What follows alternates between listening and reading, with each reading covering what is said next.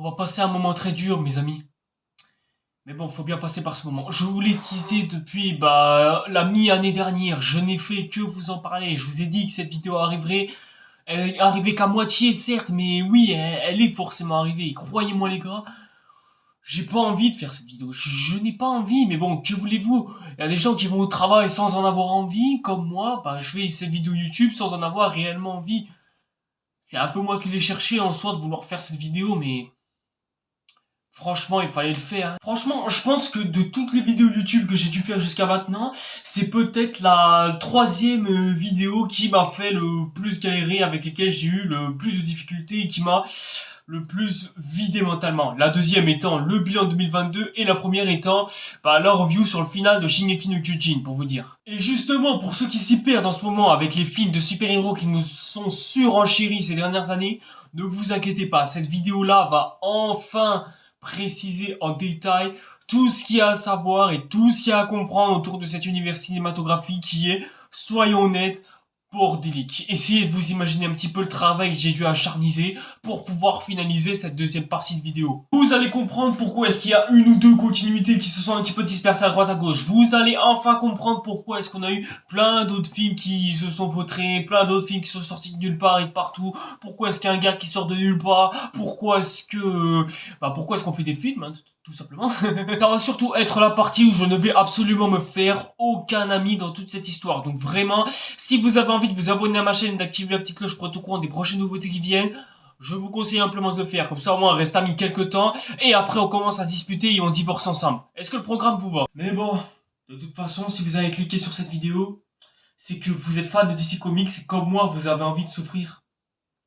Donc je pense qu'il est temps de enfin enterrer cet univers cinématographique une bonne fois pour toutes. Et quand je dis une bonne fois pour toutes, c'est vraiment une bonne fois pour toutes. Dans la partie précédente, qui était déjà assez longue parce que 1h13 ça part au taquet vite, là maintenant il nous reste plus que 10 films à aborder. Alors que dans la partie précédente on en a abordé 5. Ouais, on a beaucoup de boulot pour vous dire à quel point je n'ai pas envie de faire cette vidéo. Mais bon, je vous rassure, la bonne nouvelle c'est que j'ai pu aborder la moitié des films au travers de plusieurs appréciations sur ma chaîne YouTube. Donc si vraiment vous trouvez que mes avis ne sont pas assez développés et pas assez creux, franchement les gars, j'ai fait des vidéos sur les films dont j'aborde déjà. Donc si vous avez envie d'aller les voir, franchement allez-y, faites-vous plaisir, hein, voilà, c'est servi pour vous. Et en attendant, qu'est-ce qu'on attend? On commence immédiatement cette dernière partie.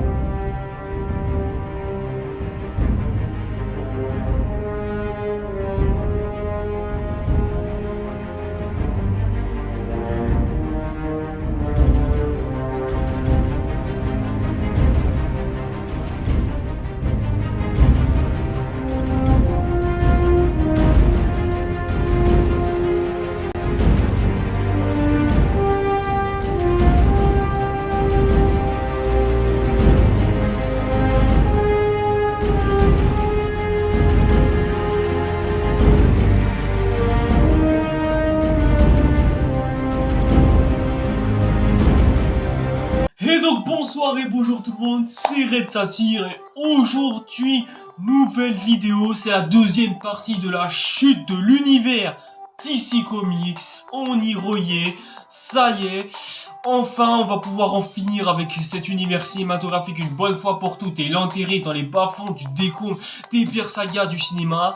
Enfin, il était temps. Et donc, avant de commencer cette petite vidéo en toute respectivité, je sais pas quel mot j'ai inventé, mais vas-y, bref, c'est pas grave, il faut que l'on vous fasse un petit récap de la vidéo précédente, parce que je pense que pas beaucoup de gens ont dû le voir, et si c'est pas le cas, les gars, rattrapez votre retard, hein, je veux pas tout faire pour vous. Hein. Dans la vidéo précédente, nous avons abordé les origines de Man of Steel, ainsi que de DC Comics au sens large et de manière générale, le fait qu'ils sont concurrents avec Marvel depuis des années, donc si vous imaginez qu'un super-héros d'ici sympathise avec un super-héros de Marvel, ça n'arrivera dans absolument aucune continuité. Ça n'arrivera même jamais que les deux continuités s'alignent un jour ou l'autre. Hein. Déjà que individuellement c'est le bordel, alors imaginez si la concurrence s'allie un jour ou l'autre. Donc arrêtez d'imaginer un Justice League versus Avengers.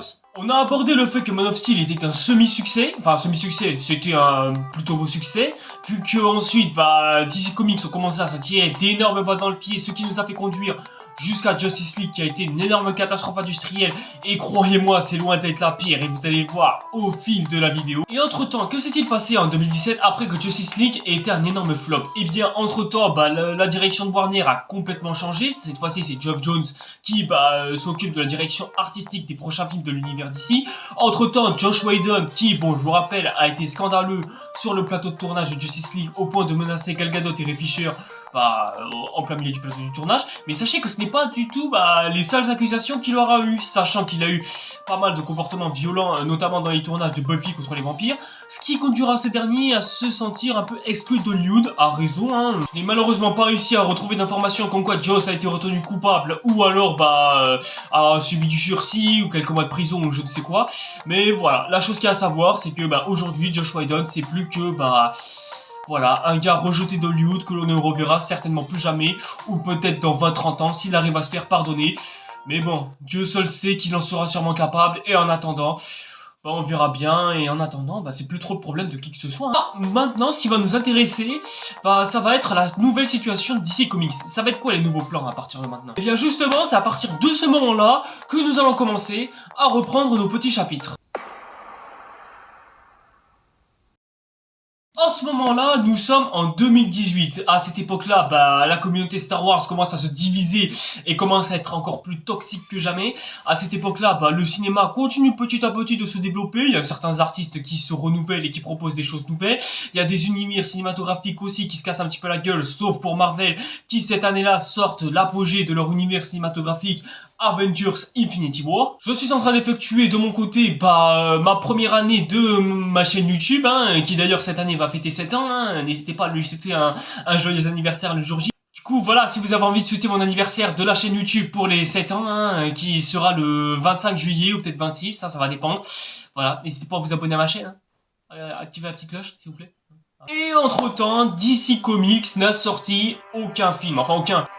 En fin d'année 2018 a été prévu un film solo sur Aquaman lui-même. Ouais, franchement, moi non plus, je m'attendais pas à ce qu'ils fassent un film solo, mais ça y est, enfin, ils décident d'élargir leur univers cinématographique. C'est pas trop tôt, Warner. Le film sera réalisé par James Wan, c'est lui qui a réalisé le premier opus Saw, et qui s'est même occupé du 7e opus de Fast and Furious, et aussi de 2-3 autres films d'horreur à droite à gauche, par-ci par-là. Habituez-vous au fait de voir beaucoup de réalisateurs de films d'horreur qui sont à la tête de ces films DC Comics, parce que croyez-moi, il y en a beaucoup. La scénarisation de ce film, alors attention, attendez-vous au nom le plus long sûrement de cette liste et sûrement du monde, puisqu'il est scénarisé par, attention, tenez-vous bien au nom, David Leslie Johnson McGoldrick. Je sais pas si je prononce bien. Il a déjà travaillé avec James Wan, vu que c'est lui qui a écrit le scénario de Conjuring 2. Et il s'est aussi entre-temps occupé du scénario de La Colère des Titans, qui était pas si ouf que ça non plus. Mais ce dernier sera pas tout seul, il sera accompagné de Will Bill, et ne pas confondre avec Will Bill, voilà, au cas où je préfère prévenir, qui, quant à lui, n'a pas grand-chose sur son cerveau. Par contre, niveau casting, on a vraiment affaire à du 5 étoiles pur. On a, Jason Momoa, que j'avais déjà présenté dans la vidéo précédente. On a en plus de ça Amber Heard. Amber Heard, en plus, qui a joué dans vraiment plein de films. Il a une filmographie vraiment très riche, dont notamment Bienvenue à Zombieland, comme quoi, voilà, tu peux être une grande actrice et chuter par la suite. Parce que oui, je rappelle qu'à cette époque-là, elle commence à avoir un procès de violence conjugale avec Johnny Depp.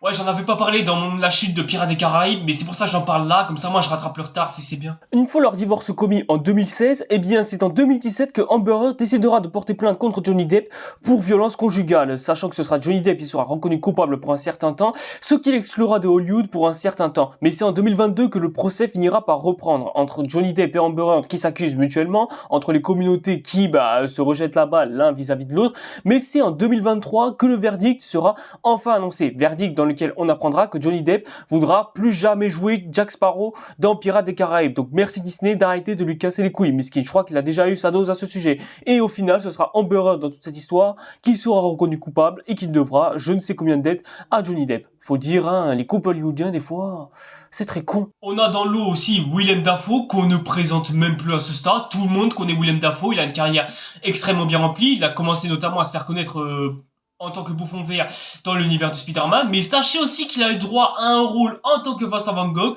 mais surtout qu'il a eu droit à un énorme rôle en tant que Jésus lui-même dans La Dernière Tentation du Christ, réalisé par Martin Scorsese lui-même. Franchement, le jour où j'ai appris ça, j'étais devenu complètement fou. Se dire t'as un acteur comme ça qui joue Jésus, c'est plus la classe que de jouer le bouffon vert quand même, faut l'avouer 2 secondes. Patrick Wilson, alors lui aussi a un énorme CV et je vous suggère amplement d'aller tout voir, non, de vraiment jeter un œil sur son CV parce qu'il a joué vraiment dans beaucoup de films, notamment le président des États-Unis dans Batman vs Superman, et il aura même un rôle attribué dans le film Watchmen de Zack Snyder, comme quoi le monde est vraiment petit, semblerait-il. Donc avec tout ça, c'est quoi le speech de ce film-là? Aquaman, ça nous parle d'histoire solo de Jason Momoa, enfin de Arthur Curry, qui est Aquaman, qui se déroule, bon déjà, quelques mois peut-être après les événements de Justice League, qui voit sa vie en solo vivre avec son père, qui a vu sa mère partir à l'âge de 2 ans, enfin je parle d'Arthur, qui a vu partir sa mère il y a 2 ans. Du coup résultat, une Atlante jouée par Amber Heard décide de le rendre visite pour qu'il puisse aborder cette histoire de demi-frère, parce que oui, entre-temps, la mère de Arthur a eu droit à un demi-frère dans l'histoire, puisqu'elle est reine d'Atlantide, et ce demi-frère, lui, souhaite prendre le pouvoir sur la surface, qui n'arrête pas de polluer la mer depuis quelques années. Arthur, sentant un petit peu la catastrophe arriver et se posant des questions à savoir ce qui va se passer si jamais les Atlantes déclarent la guerre à la surface, décide donc d'intervenir contre ce dernier, histoire de sauver le monde, tout simplement, ce qui est tout à fait logique. Du coup, voilà, c'est plus ou moins ça le speech du film. L'histoire d'un jeune garçon qui veut empêcher son demi-frère de déclencher une guerre contre le reste du monde, et aussi un petit peu venger sa mère qui a été tuée, parce que... Franchement, j'aurais pu vous dire, l'histoire est simple, comparée à tout ce qu'on a eu. Mais franchement, ça fait du bien d'avoir enfin un scénario ne serait-ce qu'un peu simple. Là où tous les autres films du DC Universe, c'était un peu complexe ou quoi. Bon, sauf Wonder Woman et Man of Steel, ce sont les exceptions qui confirment la règle, évidemment. Là, on a enfin un speech simple et efficace, ce qu'il fallait faire depuis le début avec l'univers DC Comics. Mais bon, comme ces derniers ont voulu se casser la gueule depuis le début... Voilà, je vais pas aborder ce que j'ai pensé du film parce que j'en ai déjà parlé plus de 2 fois, peut-être même 3, puisque j'ai fait 3 vidéos à ce sujet, surtout en rapport avec la suite évidemment. Donc voilà, je vais pas m'attarder au sujet du film. Et vu que j'ai vu il y a à peine 5 mois, sachez que j'ai même pas changé d'avis. J'ai le souvenir qu'il y avait certaines critiques un peu mitigées, mais d'autres critiques qui étaient vraiment très bonnes. Elles étaient très positives. Et ouais, le film a été vachement bien reçu. Vraiment, c'est un succès, que ce soit visuellement, en termes d'acting. Bon, j'ai un peu de réserve pour Amber Heard, mais bon, en même temps, c'est un peu normal venant de sa part, c'est pas une actrice de fou non plus. Visuellement, le film est ultra beau, donc ouais, franchement, les critiques, il y en a certains qui peuvent être un peu dérangeants vis-à-vis du film, mais bon, ça c'est parce qu'ils sont des haters de DC Comics, j'imagine, ou alors c'est juste peut-être parce qu'ils n'aiment pas DC Comics ou les films de super-héros de manière générale, mais bon, voilà, ça regarde que eux. Mais globalement, les critiques sont très positives. Même moi, je trouve le film positif, au point que je me demande pourquoi est-ce que je l'ai pas mis dans mon top de l'année 2018. Mais bon, mon top de l'année 2018 en même temps, c'est pas le top le plus ouf non plus. C'est même le top que je regrette le plus d'avoir fait dans ma vie. Alors numéro 9, je sais, vous allez encore m'engueuler ces fois-ci, mais il s'agit bel et bien du Predator de 2018 de Shane Black. Donc qui pour moi nous offre plus un Predator qui veut faire peur, mais voilà, c'est un Predator vraiment qui s'assied plus comparé aux autres. Numéro 8, là encore une fois, je pense que certains fans ne seront pas d'accord sur mon avis.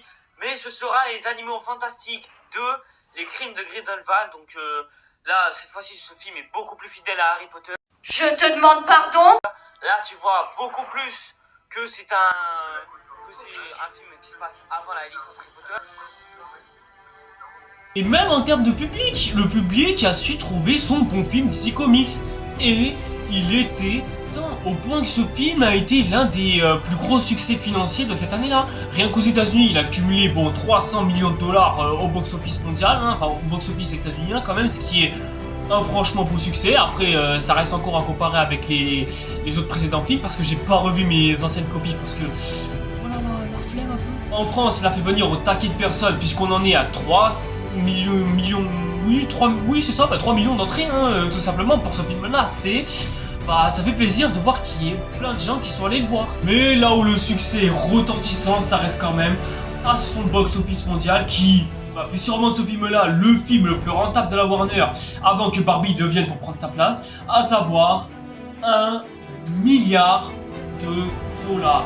Oui, vous avez bien entendu, c'est près de 1 milliard 400 millions de dollars qui sont entrés dans les frais de ce film-là. Enfin, ah non, c'est 1 milliard 148 millions, excusez-moi. Ce qui fait de ce film-là le plus gros succès de tout le DC Extended Universe. Et ça, franchement, ça, je trouve ça très encourageant pour la suite. Ça se voit que DC, ils se sont enfin relevés un petit peu de leur centre. On voit vraiment que DC, ils arrivent à se relever d'une manière tellement facile et tellement étonnante. Franchement, personne n'aurait pu voir venir ce succès. Même moi, j'avais vu le milliard de dollars au box-office mondial. J'ai été choqué. Et au vu de comment est-ce que DC ont charbonné pour en arriver là, croyez-moi que c'est amplement mérité. Et de toute façon, il fallait gagner ça ou rien d'autre après. Du coup, avec tout ça, tu peux te dire, ça va, la direction de l'univers DC Comics va être bien. Pourquoi est-ce que l'écran s'arrête comme ça? J'aime pas quand ça fait ça, j'aime pas. Oh non, non, non, non, non, non, non, non, non, non, non, non, pas ça, non, non, non, non, non. Mais je vous avais dit que j'avais pas envie de faire ça, pourquoi? Toi, ta grand-mère là.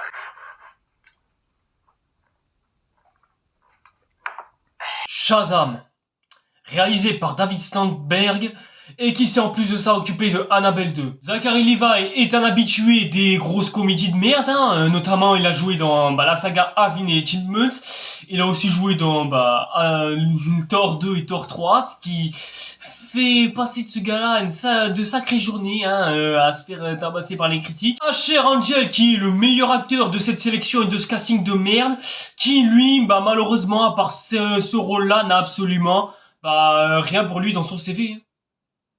T'inquiète pas mon pote, si jamais je deviens réalisateur par l'avenir, t'inquiète pas, je t'engagerai, t'auras vraiment un bon rôle, mais genre vraiment un bon. Entre temps, niveau acteur, t'as aussi 2 acteurs de 2 séries connues qui sont là. On a notamment Zach Dempsey qui a été présent dans 13 Reasons Why et Jerry, l'acolyte de Ezekiel de The Walking Dead qui sont présents. Niveau scénarisation, on a Henry Gayden qui s'est occupé de Echo.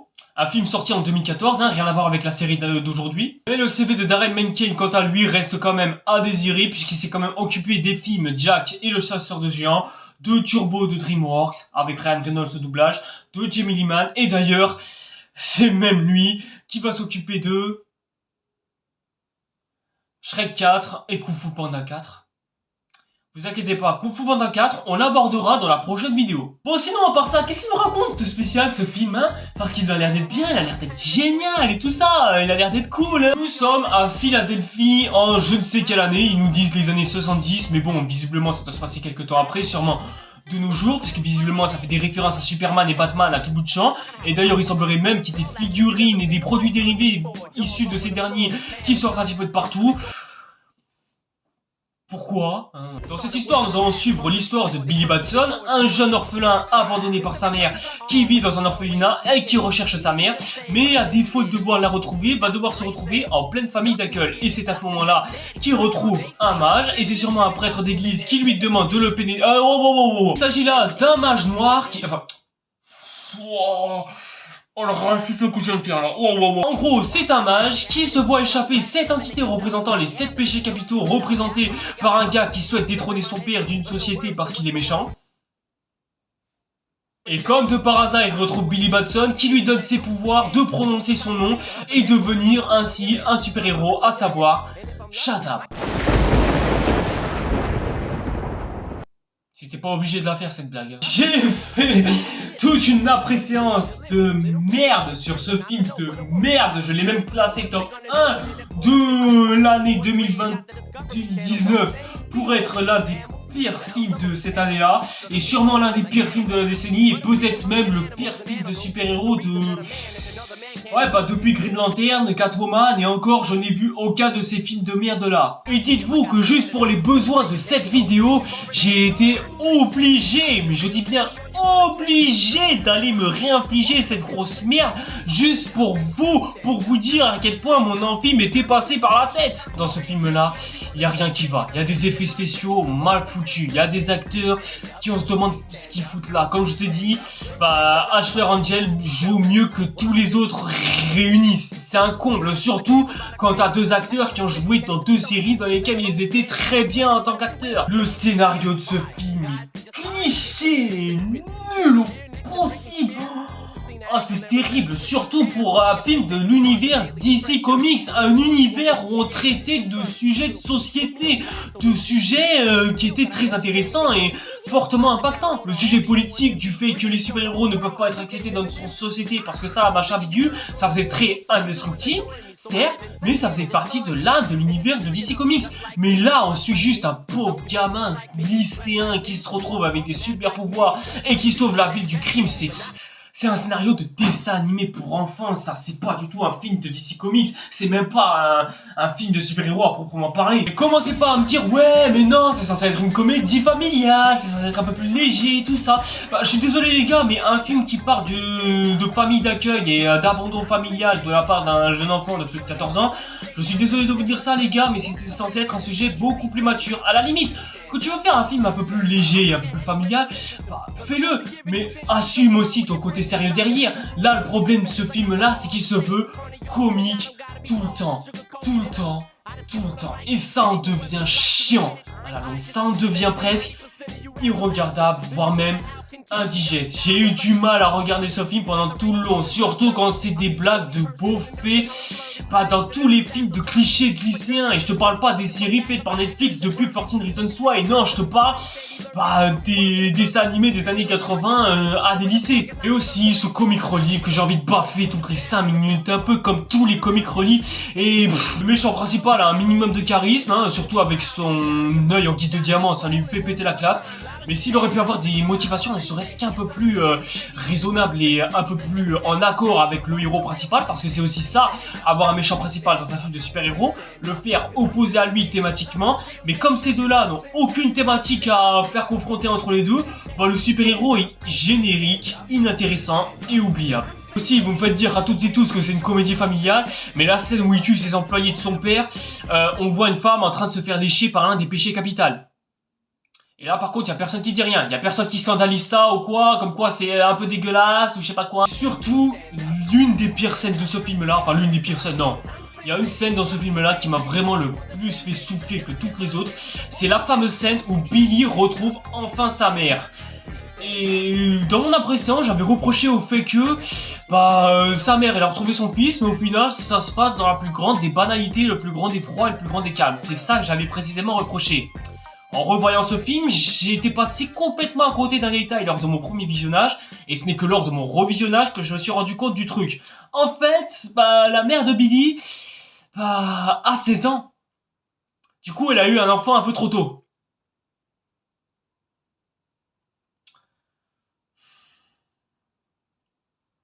Par où est-ce que je vais commencer? Alors attendez 2 secondes.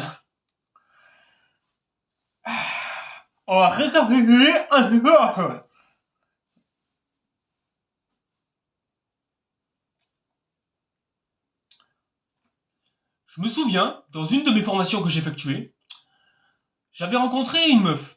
Bon, vous me direz, on rencontre tout le temps des meufs partout où on va, c'est normal.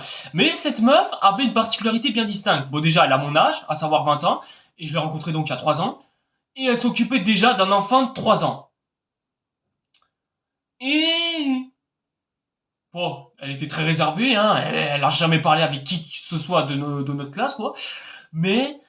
voilà, c'est pas anormal que une gamine de 17 ans s'occupe de son propre fils de 3 ans. Donc non, désolé les gars, mais l'excuse du cette gamine est trop jeune pour élever un enfant, je suis désolé de vous dire ça, ça ne marche pas. Et je suis sûr que des cas comme ça, il y en a absolument partout dans le monde. Vous aviez un sujet intéressant de société à aborder, mais vous ne l'avez pas fait. Vous vous êtes largement concentré à quelle serait la blague la plus marrante, plus que de vous concentrer sur un sujet vraiment intéressant et surtout important à aborder. Et surtout, ça aurait été un sujet beaucoup plus actuel, surtout concernant l'avortement, qui est interdit dans les États américains, sachez-le. Franchement, avec tout ça, on aurait tellement pu avoir au moins un bon film, juste Un seul bon film, ça aurait été bien quoi, un bon film. Mais non, tout ce que le film aurait pu faire, c'est de la merde. C'est nul à chier.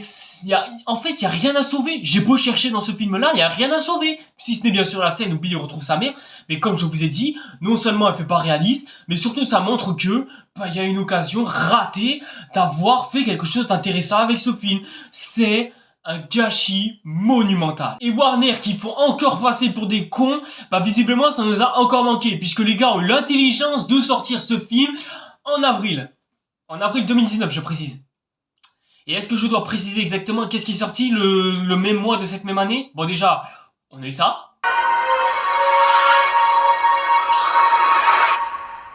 Et surtout aussi, bon, cinématographiquement parlant surtout, hein, on a eu...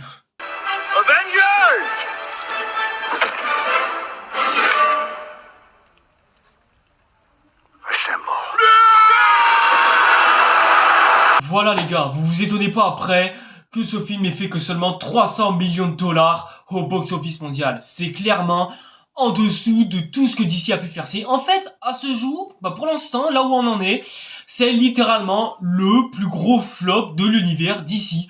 300 millions de dollars au box-office mondial, c'est catastrophique. Et aucun film n'était descendu en dessous des 500 milliards, hein. Enfin en dessous des 500 millions de dollars. Tous les films d'ici n'ont pas réussi à faire, aucun film d'ici n'avait réussi à atteindre ce score-là.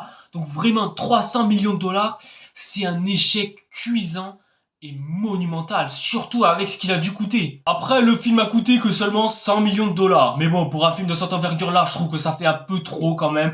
Surtout au vu de ses effets spéciaux inaccomplis, de ses acteurs très peu expérimentés, sauf pour Zachary Levi bien sûr, et à se demander si tout le cachet du film n'est pas parti dans ses poches. Au final, ouais, au final, il sera un minimum rentable.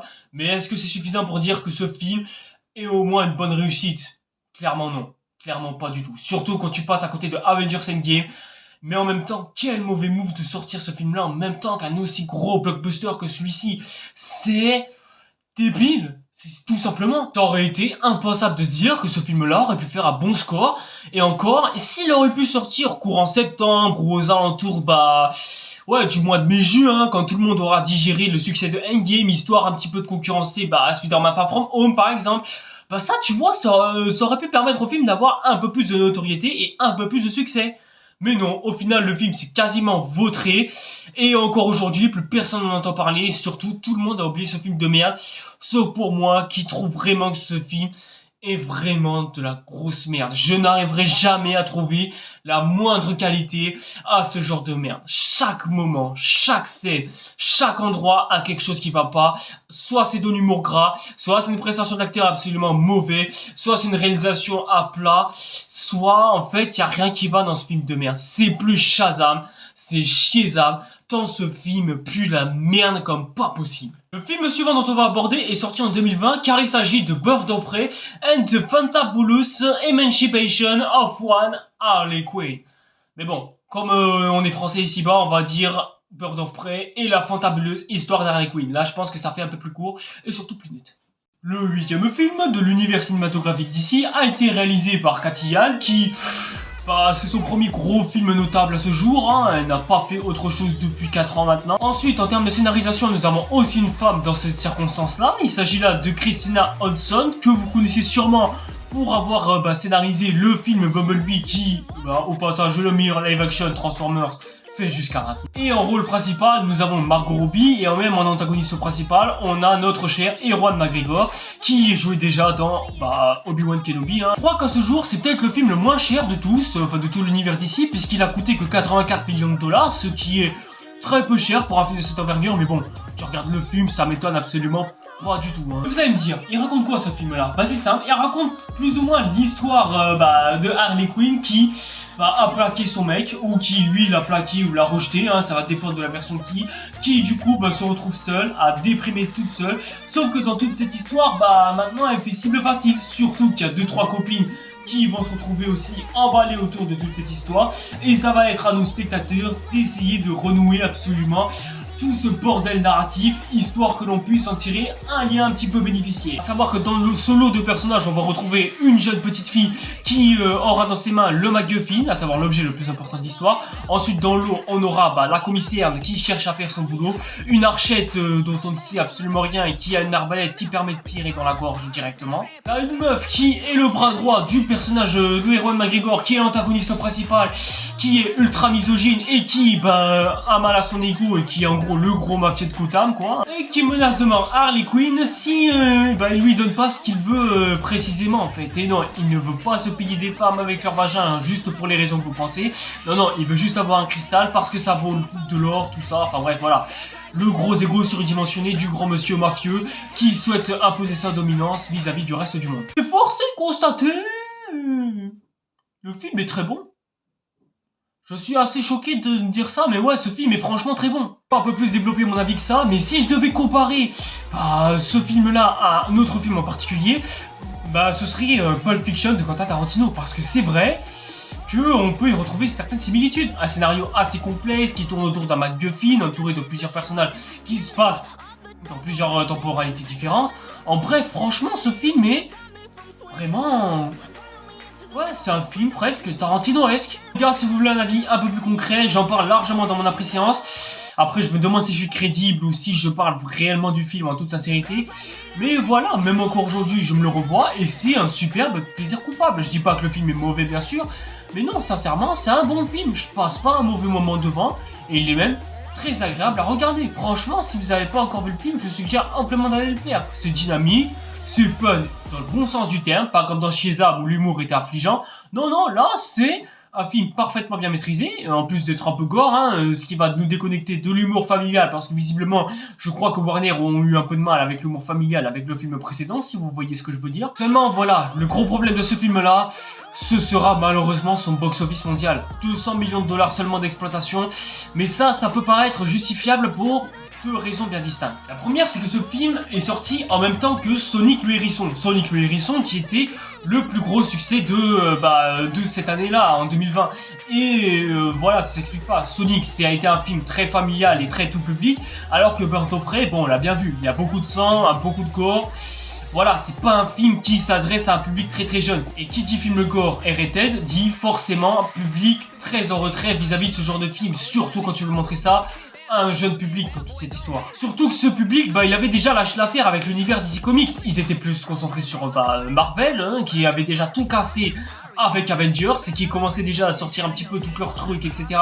Notamment avec Disney+, au point que j'ai quasiment parlé que d'eux dans une des vidéos que j'avais fait pour cette période-là, lors de la grosse explosion de Disney en 2019. Donc voilà, à ce stade-là, Marvel avait complètement éclipsé DC Comics et ces derniers ne pouvaient se vanter que d'avoir sorti Joker, qui était quasiment le seul film qui était sorti du lot, qui en plus de ça ne fait même pas partie de la continuité de l'univers DC Comics. Et surtout, la deuxième raison qui fait que ce film a énormément floppé et qu'on ne peut pas vraiment prendre ce flop en sérieux, c'est la crise sanitaire. Je vous rappelle que ce film est sorti en février 2020 et c'est en mars 2020 que le Covid s'est mis à apparaître et que les procédures de confinement ont commencé à être mises en place. Du coup, moins de 2 semaines d'exploitation pour le film, ce qui a permis à ce film de se faire tuer par le Covid.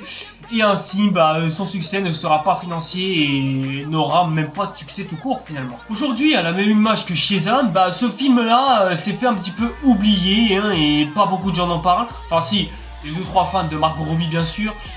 Mais voilà, ça reste quand même très réducteur de limiter ce film qu'à ça malheureusement. Et je trouve ça franchement dommage parce que ce film avait tout bonnement le mérite d'être un bon film de DC Comics. C'est littéralement un film DC Comics que je défends, malgré certaines critiques très mitigées à ce sujet. Mais bon, en même temps, c'est un film DC Comics différent de ce que l'on a eu ces dernières années. Mais un film comme ça, franchement, ça fait un peu de bien de l'avoir, surtout après qu'on ait eu Shazam. Ah ouais, là, par contre. Je sais qu'au bout de même pas une demi-heure, on passe déjà au 9e film de l'univers DC, Wonder Woman 1984.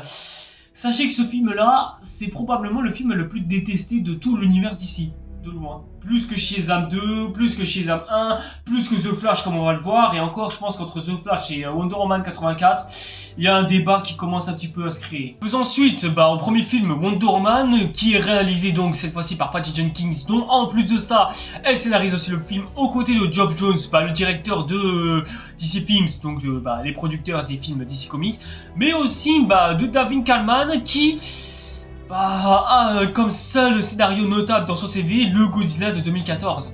Entre temps, il s'est aussi occupé de l'un des Expendables réalisé par Sylvester Stallone, mais plus tard il se rattrapera un petit peu en ayant écrit le scénario de Spider-Man Across the Spider-Verse, et on espère que le scénario sera tout aussi wild dans sa suite Beyond the Spider-Verse, qui a pour l'instant une suite encore incertainement sortable dans les années à venir. Notez d'ailleurs que je n'ai pas parlé des compositeurs musicaux, mais bon, en même temps, ils étaient pas très intéressants à aborder, et puis surtout, niveau thème musical, Hans Zimmer leur passait largement dessus. C'est pour ça d'ailleurs qu'il revient dans cette suite-là pour composer les musiques de ce film. Et en soi, c'est bien aussi. On retrouve bien sûr le même casting qu'avant, à savoir Gal Gadot, Chris Pine, etc. Enfin, 2-3 détails près bien sûr, parce que c'est Pedro Pascal qui cette fois-ci décide de prendre la tête d'affiche de l'antagoniste principal. Et on a aussi Christina Wiig qui joue cette méchante Takemosh, qui a déjà joué dans Seul sur Mars et le ES Fantôme de 2016. Alors, c'est quoi le speech de ce film-là? Eh bien, comme l'indique le titre du film, ce film Wonder Woman se passe en 1984. Et dans cette histoire, on va suivre Diana qui, visiblement n'a pas trop changé en l'espace de 80 ans quand même, enfin 70 ans, je sais, qui vit une belle vie, qui est tranquille, voilà, tranquille, qui est zen, au KLM, tranquille, voilà, elle a un petit boulot sympatoche d'archéologue, voilà, elle vit bien sa vie, sauf que tout change lorsque le personnage de Pedro Pascal découvre une pierre qui est capable d'exaucer les souhaits. Ce dernier, ayant envie d'être heureux et ayant envie de absolument tout, se met à faire tous les souhaits possibles et imaginables et devient donc le méchant de ce film. Et Diana doit l'arrêter. Sauf qu'entre temps, elle a lui aussi eu envie de faire un petit souhait, juste un tout petit tranquille. Du coup, elle manipule un inconnu pour le faire transformer en Chris Pine. Je ne sais plus quoi dire, je ne sais plus ce que je dois faire. Bon, vous avez senti rien qu'au speech que ce film puait déjà quelque chose, qui avait une odeur malsaine un peu. Ouais, c'est peut-être le scénario, le scénario est... Bon, déjà, parlons de ce gros défaut. Pourquoi les années 80? Voilà, expliquez-moi, juste, donnez-moi une seule explication qui me paraît logique sur la raison de... les années 80, genre pourquoi cette année spécifiquement, s'il vous plaît aidez-moi, parce que croyez-moi les gars, si vous êtes des nostalgiques des années 80, je vous jure vous allez adorer ce film. Il y a plein de références aux années 80 d'absolument partout, que ce soit les modèles de voitures, les bandes d'arcade, les musées et tout, et franchement ce film c'est littéralement le film qui m'a fait faire une overdose des années 80. Je n'en peux plus des années 80, je déteste les années 80, voilà, c'est dit, c'est officiel, c'est approuvé. Dans le cinéma, de manière générale, on n'a fait que mettre en évidence les années 80. Et moi, je suis fatigué des années 80. J'en peux plus de ces fictions qui font que des références à ça. Ça me casse les couilles au bout d'un moment. Ça fait que me pomper le moral et l'esprit, tellement j'en peux plus. Arrêtez de faire des références aux années 80, c'est chiant, inutile et ça ne sert à rien. Même si ce n'était que dans les années 80 qu'il y aurait le problème, je me serais arrêté là. Mais non, pourquoi est-ce qu'il faut s'arrêter là? Il faut encore qu'il y ait d'autres problèmes derrière, comme par exemple le scénario qui part dans tous les sens et qui est presque écrit comme un dessin animé de télévision, et c'est peut-être pour ça aussi que j'ai eu l'impression que ce scénario était complètement barré et qui partait dans tous les sens et qui en 3 jours est parti dans une sorte d'apocalypse et tout. Franchement, comment est-ce que c'est possible de faire ça? Je comprends pas. Ensuite, est-ce qu'on en parle de certains fonds verts qui sont au taquet mal foutus et au taquet mal faits? Bref, vraiment, dans ce film-là, je ne sais pas exactement ce qu'il y a à garder. Bon, si ce n'est bien sûr 2-3 détails, parce que ce film n'est pas complètement jetable, pas plus jetable que Shazam par exemple, je rappelle. Par exemple, le fait de laisser les fantômes du passé derrière soi, alors que bon, on sait très bien que Steve aurait très bien pu sauter de l'avion tout en faisant exploser l'avion tranquillement. Mais bon, vas-y, je suis mauvaise langue. La scène dans laquelle ces deux derniers se disent au revoir pour la dernière fois, cette scène, je l'ai trouvée au taquet touchante, parce que ça nous permet de voir Diane enfin faire ses adieux à l'homme qu'il aime pour enfin aller de l'avant. Et ça, je trouve que ouais, c'était une belle scène. Ça aurait pu être mieux, bien sûr, hein, ça je dis pas. Mais au final, je préfère avoir une belle scène, même si le reste du film est mal fait, plutôt que d'avoir une scène kitsch au milieu d'un film taqué mal fait malgré tout. Hein. Le méchant joué par Pedro Pascal est plutôt intéressant, même si trop kitsch à certains moments, parce qu'il se veut peut-être un peu trop enfantin à certains abords, parce que j'ai l'impression que ça a été écrit pour être un dessin animé pour enfants diffusé sur France 4 le mercredi après-midi. En fait, c'est ça le gros problème de ce film. Le scénario pue la merde, c'est un scénario au taquet mal écrit qui repose sur le simple fait qu'il y a une pierre qui exauce les souhaits et grâce à ça, bah, le méchant principal peut faire tout ce qu'il veut et faire toutes les méchancetés qu'il veut et surtout c'est long pour rien, 2h30 de film, c'est beaucoup trop long pour tout ça à raconter, c'est trop en fait, c'est insupportable. Au final, le film, comme il était censé sortir en pleine période de pandémie, je préfère rappeler, bah, le film sera malheureusement décalé à la fin de l'année 2020 et ne sera pas diffusé en cinéma cette fois-ci, mais il servira d'ouverture à la plateforme HBO Max. HBO Max qui est une nouvelle plateforme de streaming instaurée par Warner. On nous affiche quand même malgré tout un box-office de 165 millions de dollars, ce qui, bah, on le remarque, mais depuis que Aquaman est sorti, bah, on a l'impression que les box-office, en fait, c'est quasiment en baisse financière à chaque fois. Vraiment, les succès de chaque film se veulent beaucoup plus bas à chaque fois, surtout pour un film qui a coûté 200 millions de dollars à la production quand même. Mais sur la plateforme de streaming, malgré tout, bah, malgré son box-office plutôt bas, bah, il aura été un énorme succès rien que sur les plateformes de streaming d'HBO Max, puisqu'il a fait grimper son nombre d'abonnés énormément, puisqu'il est quand même passé de, ouais, je crois 8 millions d'abonnés à quand même 12 millions d'abonnés rien que sur la plateforme de streaming. Donc vraiment, juste pour avoir fait venir ce film-là, ça reste quand même énorme pour, ouais, bah, pour un film comme celui-là quand même. Même si, bon, il y a eu une période Covid, bah, en streaming, le film cartonne énormément. Comme quoi le streaming est vraiment arrivé à une période propice au streaming. Cela n'empêchera malheureusement pas bah, ce film d'être mauvais. Et encore aujourd'hui, beaucoup de gens le considèrent comme vraiment un gros film de merde.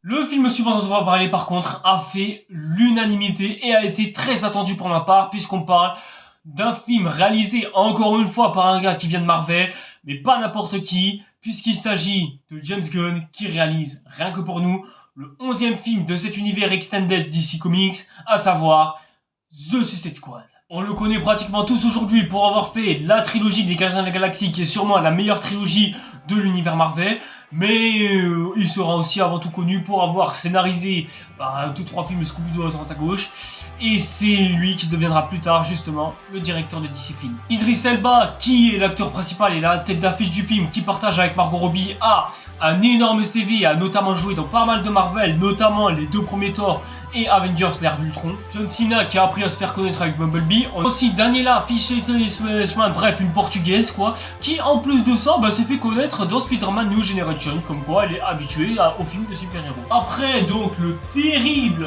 et je dis bien le terrible, échec de la dernière Suicide Squad, bon, échec en termes de film parce que leur mission a été plutôt belle réussite, mais malgré tout ça ils sont encore envoyés suicidairement parlant dans une nouvelle escadron pour pouvoir faire face à une nouvelle menace. En gros c'est une sorte de pays fictif autoritaire qui impose sa dictature au reste des gens en se servant d'une sorte d'extraterrestre poulpe en forme d'étoile filante pour contrôler la population locale. Amanda Waller voyant ça décide de reformer à nouveau son escadron suicide qui se retrouve suicidé et qui voit Margot Robbie comme dernière survivante de cette pauvre escadron. Du coup, en parallèle, une nouvelle formation suicide a été créée avec le casting principal que vous connaissez, notamment avec un homme redoutable via sa sniperité, avec un homme requin, semblerait-il. Bon, on a toujours notre chère Harley Quinn qui est folle, mais qui décide quand même de faire diversion, et 2-3 autres gars qui sont tout aussi fous, notamment le personnage de Peacemaker, qui entretient une énorme rivalité avec ce pauvre gars quand même. Aussi à la composition du film, on a un John Murphy qui a l'air vraiment très en forme pour nous avoir livré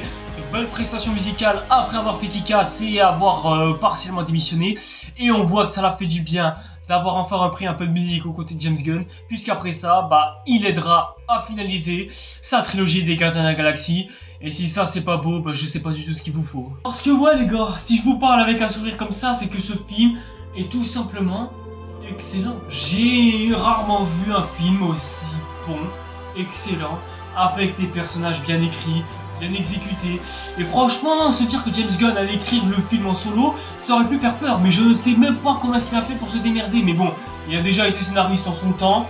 Donc en soi, je pense que ça a dû largement les deux. L'histoire est bien rythmée, c'est bien monté, mais James Gunn, lui, il a toujours eu un sens de l'écriture, c'est abusé. Je ne sais pas comment est-ce qu'il fait pour écrire ses histoires correctement, mais le gars, il doit se la buter à un point que vous imaginez même pas. J'ai rarement vu un rythme aussi maîtrisé, c'est un truc de fou. Le gars, il maîtrise, il est presque maître de son art. Il arrive à mélanger des couleurs incroyables, mieux qu'une Patty Jenkins ou qu'un... Bon, en même temps, qu'un David Ayer, c'est pas si compliqué que ça. Hein. Des personnages ultra développés, ultra intéressants, ce qui fait que t'as envie de t'intéresser à eux et la façon dont ils tissent des liens, c'est... Ouais, c'est juste jouissif et franchement vachement cool, en fait. C'est un pur bonheur et un pur divertissement, les gars. C'est du divertissement et j'adore avoir du bon divertissement et ça c'est bien. À aucun moment tu te perds dans l'action, à aucun moment tu dis que c'est surnaturel et à aucun moment tu dis que c'est... Ouais, c'est de la merde. Au contraire, même c'est génial. En fait, James Gunn il arrive tellement à mélanger bien comme il faut les styles que tu peux passer du dégueulasse au plan magnifique. Et si tu ajoutes à ça une bande son qui est cool comme du miel dans tes oreilles, c'est... Ouais, c'est ouf. Et encore ça c'est... Ouais, quand j'enlève plus ou moins mon miel pops, genre regardez, il en reste un peu là, vous voyez là, sur mon doigt, là. En fait, ce film est tellement unique en son genre qu'il me fait presque oublier tout le reste de l'univers cinématographique tellement il est unique. Il me fait quasiment même oublier le Suicide Squad de David Ayer. C'est un truc de fou, je m'en remets pas, C'est un truc de fou, les gars. Si je devais lui reprocher un truc, ce serait que le méchant principal manque de profondeur, malheureusement. Et ça... Ouais, bah ça, c'est un petit peu dommage. J'aurais vraiment aimé en avoir un peu plus par rapport à ce dernier. Mais voilà, c'est comme ça, on dit pas rien. Mais au final, le reste du film reste tout de même excellent et incroyable. Bref, c'est un film qui se regarde et qui se re-regarde à la pelle. Tellement t'as kiffé, t'as passé un bon moment et tu ne peux que surkiffer encore et encore à chaque visionnage.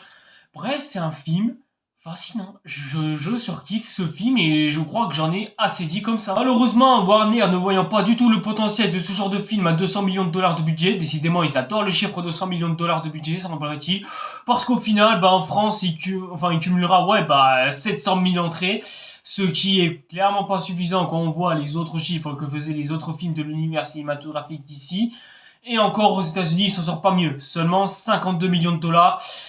Ouais, ça fait très bas. Mais bon, si vous pensez qu'au box-office mondial, il s'en sort quand même un petit peu moins, il s'en sort moins qu'un Wonder Man 84. 167 millions de dollars au box-office mondial. Ce n'est clairement pas suffisant pour faire mieux que ses autres congénères, malheureusement.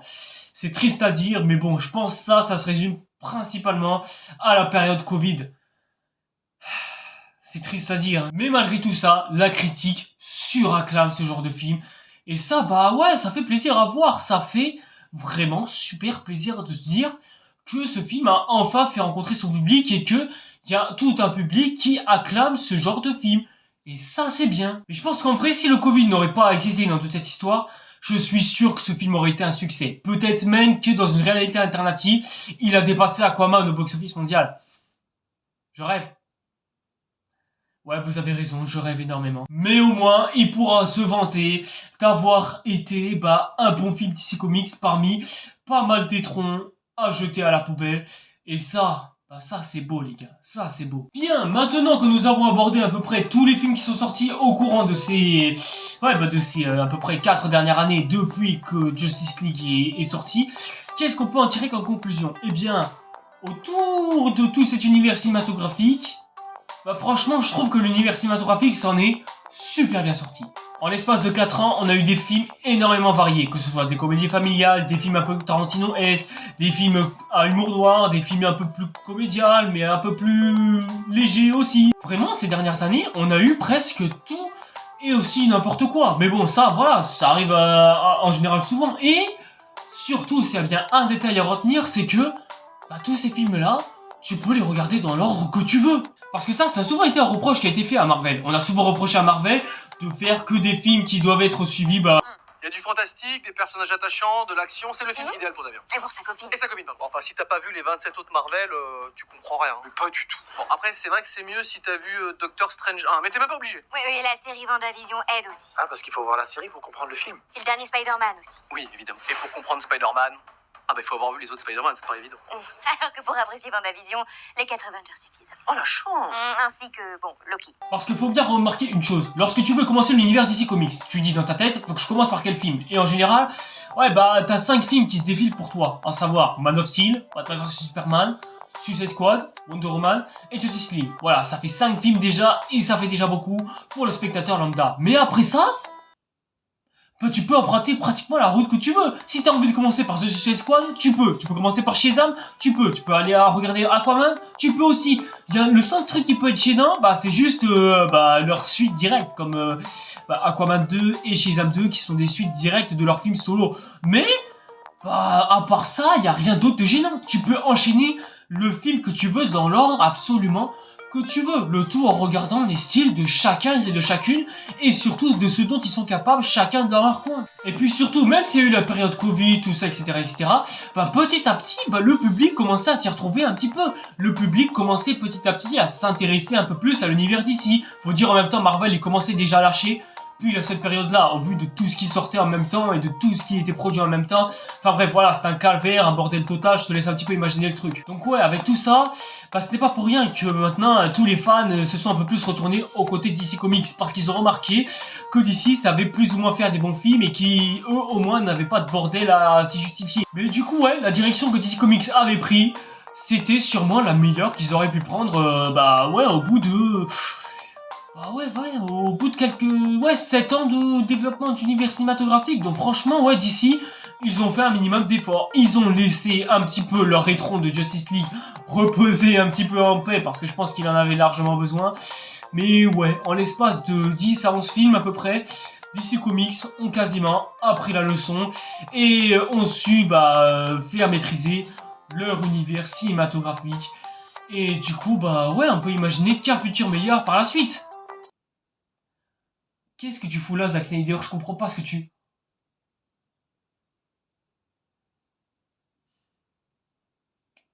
Donc ça y est. Je suppose que le moment est venu.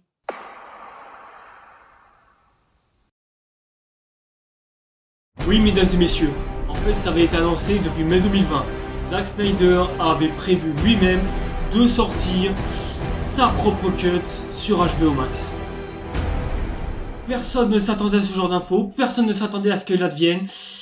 Mais comment est-ce que c'est possible qu'on en soit arrivé là? Eh bien, pour une simple et bonne raison que, sur les réseaux sociaux, a été spammé l'hashtag Restore the Snyder Cut. C'est sûrement un hashtag que vous avez vu à plusieurs reprises en vous baladant sur Twitter.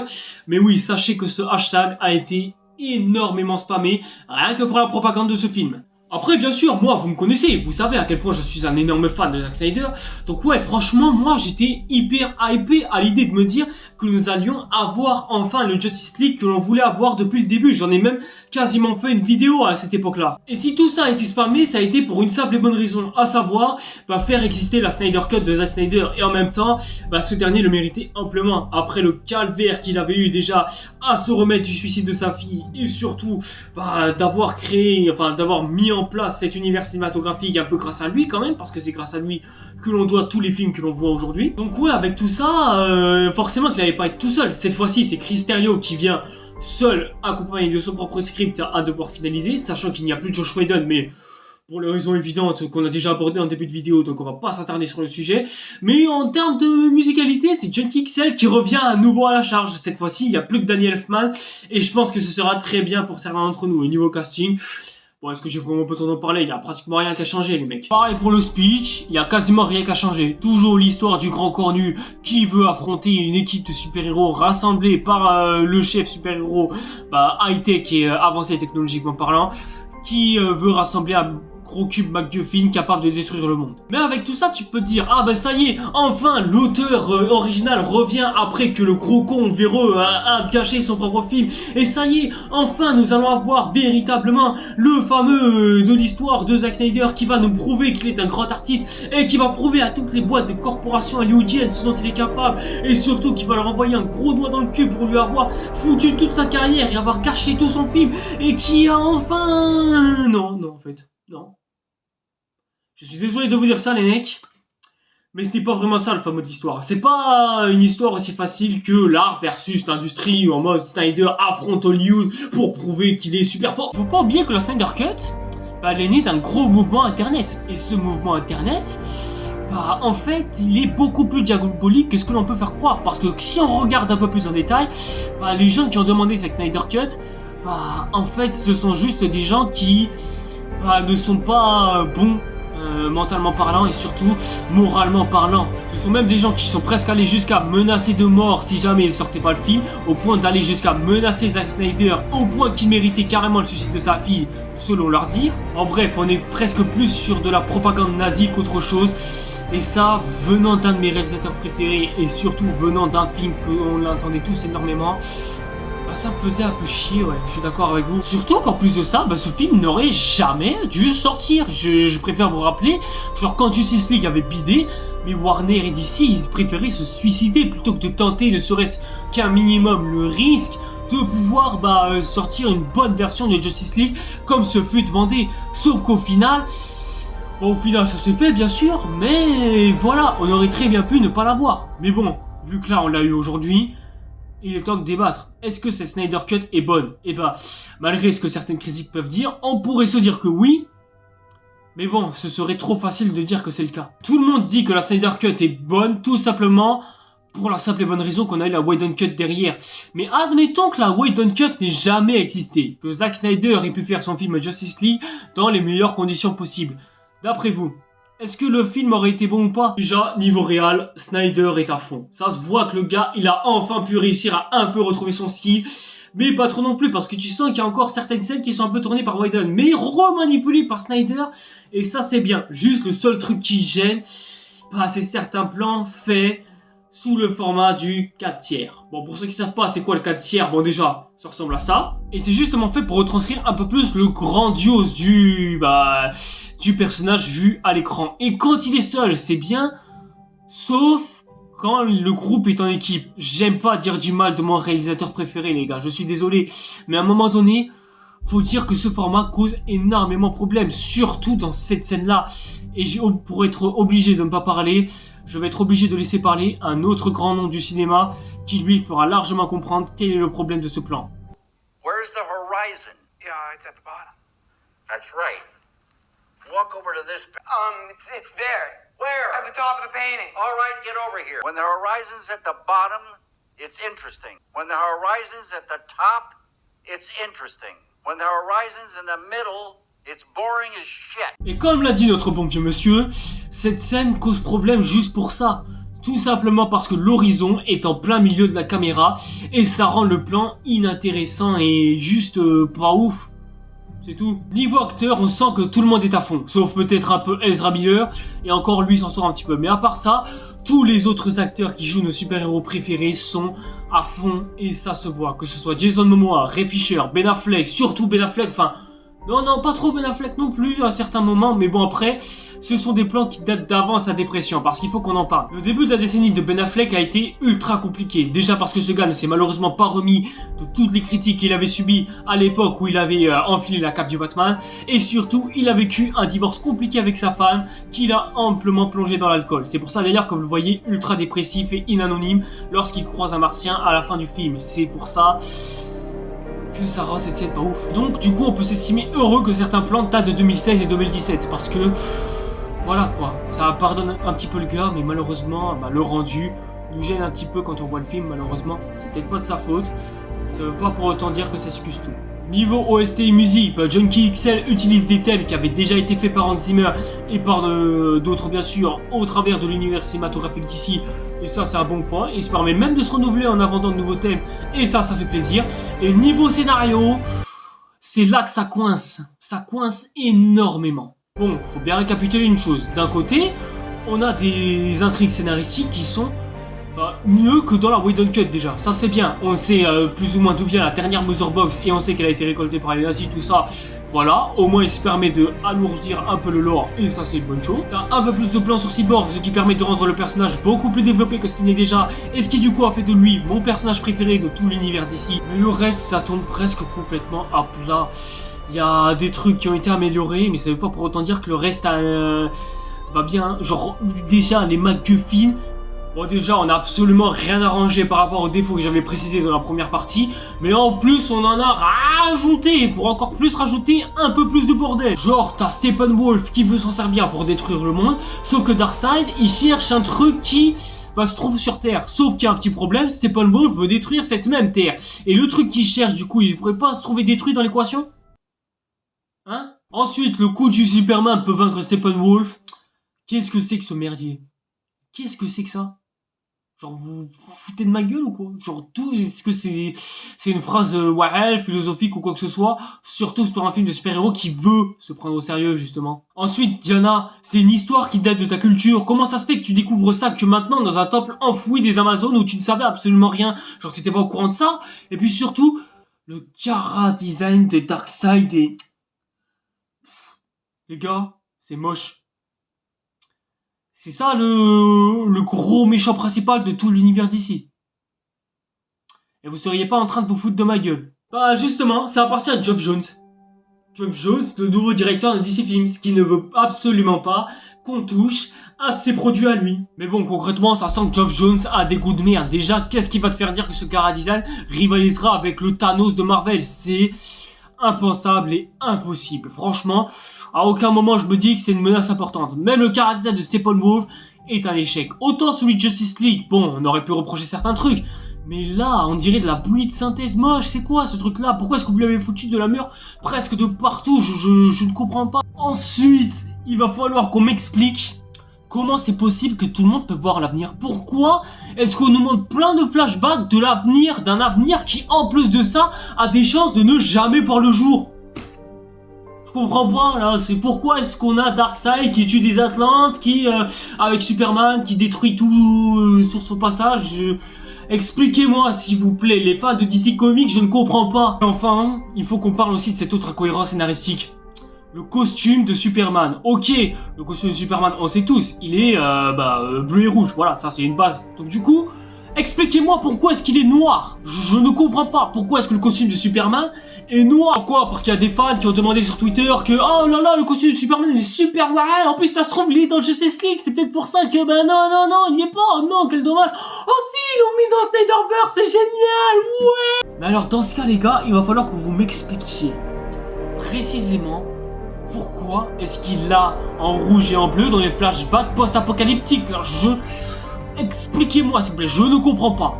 Ensuite, les scènes où il y a Flash qui utilise ses pouvoirs, c'est tellement bien filmé que là je suis en train de me demander mais pourquoi est-ce que depuis le début Zack Snyder il a pas fait de film Flash? Vous le faites chier à lui faire un Man of Steel, un Justice League mes couilles ou je sais pas quoi, mais depuis le début vous auriez dû lui donner un film Flash. Pourquoi est-ce que vous avez pas fait ça, Warner et DC? Je veux dire, le gars il maîtrise ce que l'on appelle le ralenti, et comme Flash c'est une personne qui court vite, bah il aurait pu faire un truc stylé à la Quicksilver. Putain, je sais pas, ça aurait pu être mais gargantuesque, voire même génial. Enfin bref, je pense que dans toute cette histoire vous m'avez quasiment compris, mais il y a des trucs qui vont, il y a des trucs qui vont pas en même temps. Du coup ce qui fait que ça rend le film très inégal et c'est difficile de le juger à la hausse. Bien sûr, il reste toujours meilleur que ce qu'a fait Joss Whedon par la suite, mais après ça veut pas pour autant dire grand chose. Ça veut pas dire que le film est parfait non plus.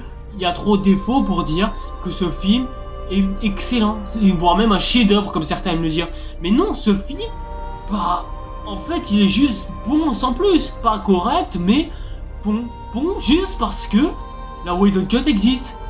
Si elle n'existait pas, j'aurais juste dit que le film était correct, mais sans plus. Je suis désolé de vous dire ça les gars, mais la Snyder Cut ne sera malheureusement jamais parfaite. Et je pense qu'il va falloir s'y faire à ce genre d'idée. Mais bon, c'est pas grave, on peut dire que le film a été quand même un succès sur la plateforme HBO Max. Bah, le film n'aura rapporté que 1 million de téléspectateurs à devoir cliquer sur le film. Ce qui fait que ce film a fait moins bien que Wonder Woman 1984, malheureusement. Je veux dire, avec tout ça, ça paraissait presque logique que le film ne marche pas. Déjà, le film, il dure 4 heures, ce qui fait 2 heures de plus que la version actuelle. Enfin, que la version cinéma qu'a sorti Joss Whedon en 2017. Mais surtout, bah, il y a aussi tous les autres facteurs à prendre en compte. Le fait déjà que nous sommes en période Covid, hein, donc du coup, les gens ne peuvent pas sortir en salle de cinéma. Mais bon, du coup, on peut se dire que les gens ils peuvent aller sur les plateformes de streaming. Sauf que le problème, c'est qu'on en est pile à la période où il y a d'autres plateformes de streaming qui sortent surtout à une heure où les gens payent déjà soit pour Netflix, Amazon Prime, Disney+, peut-être même Salto. Et ajoute à ça aussi le fait que pas beaucoup de gens aiment voir des films DC Comics et sont plutôt Team Marvel, que les gens n'aiment pas trop voir des films de super-héros et surtout que d'autres ont la flemme de regarder 4 heures de film. Je rappelle. Donc ouais, je pense que franchement, avec tous ces arguments-là, tu m'étonnes après que la Snyder Cut ait fait un plutôt gros flop. Surtout que ce remontage a coûté, attention, tenez-vous bien vos oreilles, 70 millions de dollars. Voici, ici et là et un peu partout quoi, tous les films qui ont coûté plus de 70 millions de dollars, histoire que vous puissiez vous faire une petite idée de combien de temps est-ce que un remontage a un petit peu coûté. Et en plus de ça, si tu additionnes ce budget-là avec le budget de Justice League de Joss Whedon qui coûtait à lui seul déjà 300 millions de dollars, et tu as le droit à un calcul de, attention, tenez-vous bien à vos oreilles parce qu'elles sont intérêt à bien être accrochées, 370 millions de dollars. Je te demande pardon? Genre vraiment, comment est-ce que tu peux être un employé ou un producteur de Warner et te dire que ça va être rentable quoi? C'est... En fait non, avec toutes les conditions possibles, c'était quasiment impensable de se dire que ce film allait être rentable. Avec toutes les conditions possibles, c'était quasiment impossible de se dire que ce film allait être un succès financier. Ce qui aurait pu faire encore plus booster le Snyderverse. Parce qu'après ça, il y a eu un hashtag Restore the Snyderverse quand même. Mais bon, avec tout ça les gars, il n'y a plus aucun espoir. À moins que... certains d'entre vous ne sont sûrement pas au courant, mais un film Batgirl a été annoncé dans toute cette histoire. Un film qui, franchement, aurait pu être bien. Ce film-là devait se passer quelques temps après les événements de Justice League et il devait se passer surtout aussi quelques temps après The Flash parce que oui, il faut rappeler qu'il y a eu une direction artistique qui a changé pile à ce moment-là, mais ça devait être aussi l'un des derniers films qui devait être en lien avec ce que les gens appellent le Snyderverse, à savoir le DC Extended Universe, sa contrepartie. Dans cette version-là, on a J.K. Simmons qui joue justement Gordon dans cette continuité-là, mais on a aussi Michael Keaton qui est censé faire suite au fameux Flashpoint, à savoir le soft reboot qui est censé faire recommencer l'univers d'ici de zéro avec de nouveaux acteurs, etc., etc. Le tout en conservant la même continuité que celle de Zack Snyder. Je ne sais pas si vous êtes capable de me suivre pile à ce moment-là, mais disons que là, à partir de ce moment-là, on parle de temporalité, de multiverse, bref, c'est le bordel quoi. Du coup, on aurait pu avoir un superbe passage de flambeau avec Batgirl justement. Et ouais, dit comme ça, le speech a l'air plutôt intéressant. À savoir l'histoire de la fille de Batman qui décide de devenir elle-même une super-héroïne pour combattre le crime, etc., etc. Le tout avec comme antagoniste principal Brendan Fraser lui-même dans le rôle de Firefly. Brendan Fraser qui revient d'une période extrêmement compliquée, qui a vraiment vécu une longue traversée du désert jusqu'à cette époque-là justement. Donc ouais, franchement avec tout ça tu te dis ça peut être cool. Ajoute à ça le fait que l'on a encore une fois des réalisateurs de Marvel qui viennent réaliser chez DC Comics. Décidément ça commence vraiment à devenir une tendance, des réalisateurs de Marvel qui viennent chez DC Comics proposer chez eux. Bon voilà, avec tout ça ça a l'air d'être bien. Je vois pas pourquoi ça se passerait mal. Cette news tombe est franchement assez surprenante. Je me demande si on n'est pas sur du jamais vu. En effet, le film Batgirl, donc film DC Comics qui avait été annoncé il y a pas mal de temps, qui devait à la base sortir uniquement sur HBO Max. Au final, apparemment, une sortie au cinéma était carrément prévue. Eh bien, le film est complètement abandonné.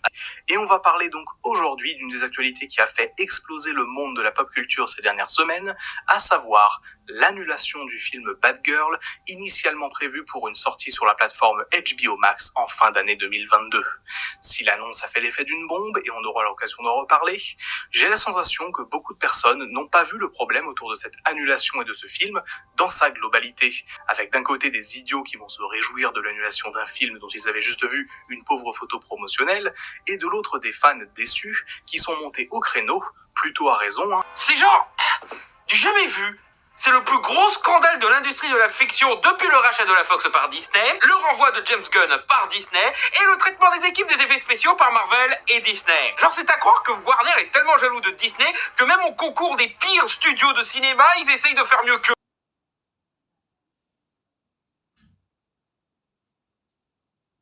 Quoi? Oui mesdames et messieurs, vous avez parfaitement entendu. Batgirl a été tout simplement annulé. Mais pas seulement annulé parce que elle va être disponible en DVD ou quoi. Non, c'est genre annulé. Genre, c'est-à-dire, il n'a pas le droit de sortir au cinéma, donc du coup, il n'a pas le droit de sortir en DVD Blu-ray, même pas le droit d'être diffusé sur une petite chaîne de télévision normale, lambda tranquille, même pas le droit d'être diffusé sur des sites obscurs ou des plateformes de streaming obscures aussi, même pas le droit d'être diffusé aux réalisateurs du film eux-mêmes qui n'ont même pas accès aux bandes du film. Bref, le film n'a définitivement pas le droit d'exister alors que le film était à 90% de terminé. C'est-à-dire, le scénario a été fait, le tournage a été entièrement fait, il manquait juste le montage et un peu de post-production et 2-3 effets spéciaux à finaliser.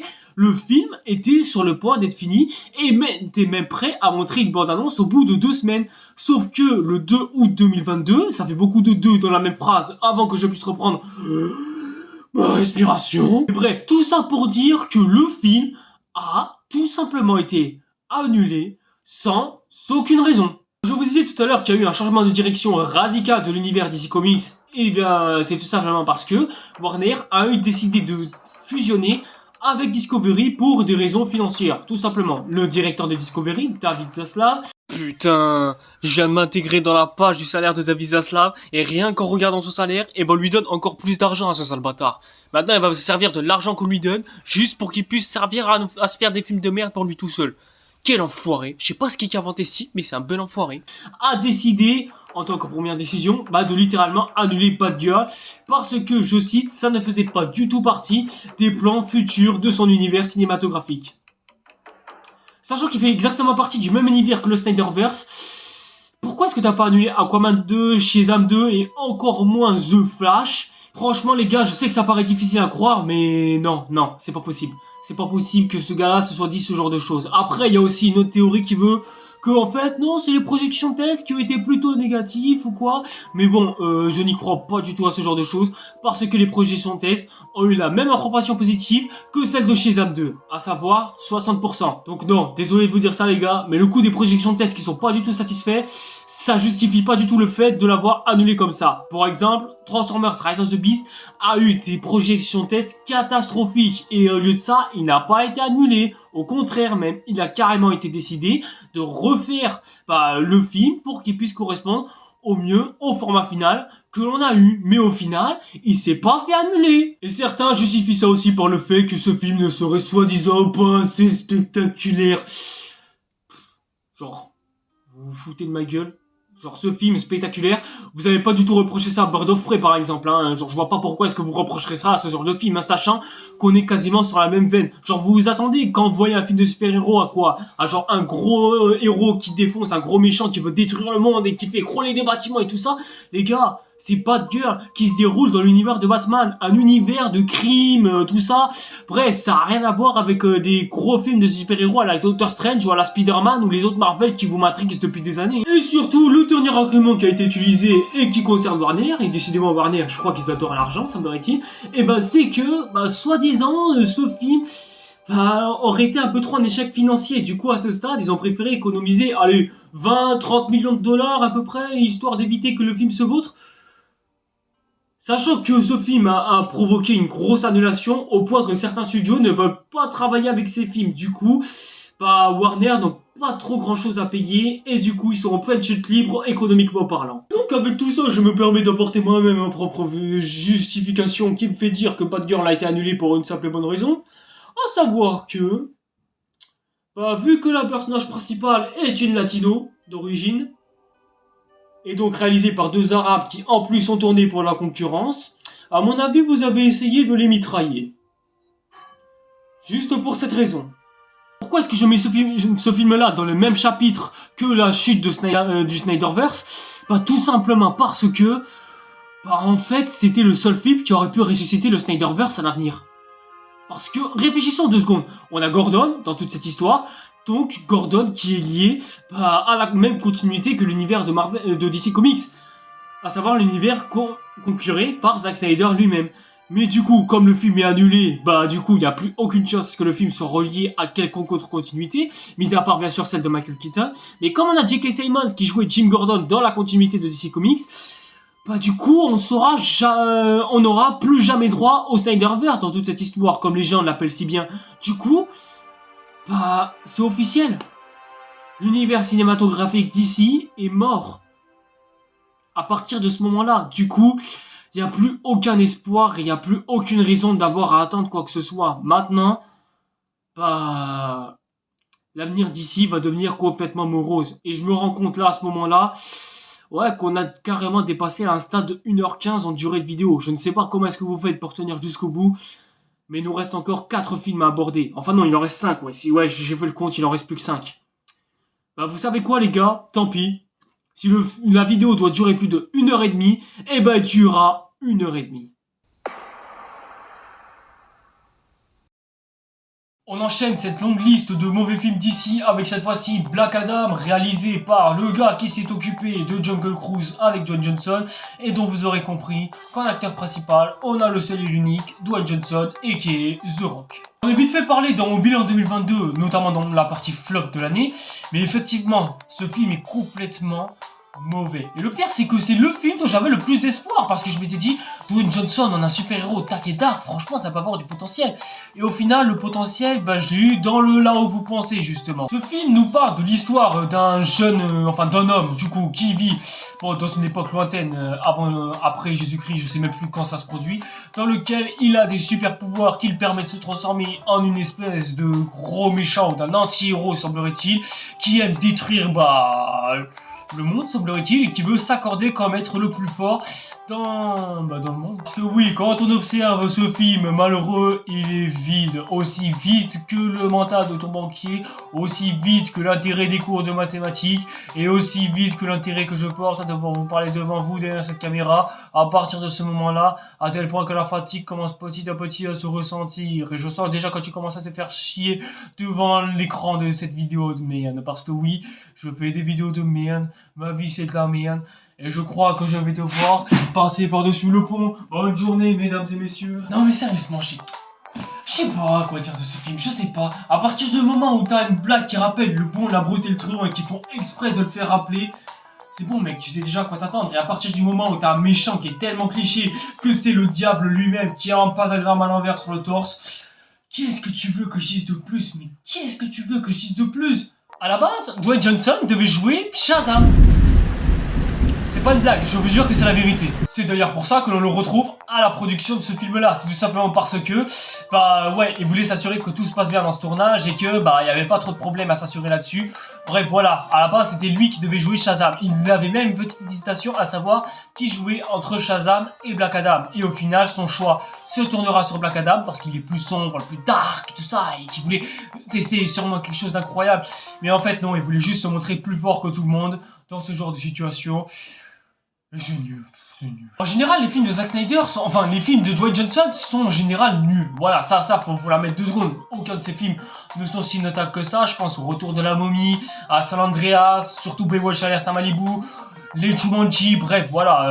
Dwayne Johnson n'a pas une carrière remarquable dans des bons films, hein, sachons-le, même en tant qu'acteur. Bon, quand il fait du catch, il est vraiment excellent et intimidant, mais... voilà quoi, quand il fait l'acteur dans des rôles principaux, il le fait pas. Mais en vrai, ouais, en fait, Dwayne Johnson, tout ce qu'il voulait, c'était se montrer comme le super-héros le plus fort de tous. Genre, il voulait se montrer tellement puissant qu'il était capable de tout faire. Genre, tuer des gens autour de lui, buter absolument tout le monde, s'imposer devant un régime totalitaire et autoritaire.